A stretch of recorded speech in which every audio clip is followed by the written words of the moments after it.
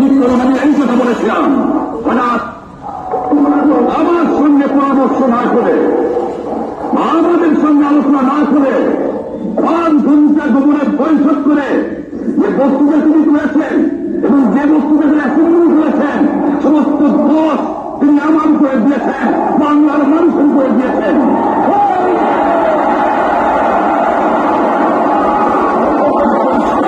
বলেছি এবারে সংগ্রাম আমার মুক্তির সংগ্রাম, এবারে সংগ্রাম স্বাধীনতার সংগ্রাম।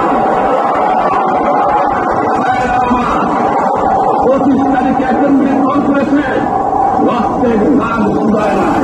আমি ওই সঙ্গে রক্তের মধ্যে পড়া দিয়ে 8 শিশুদের মুজিবুর রহমান যোগদান করতে পারে না।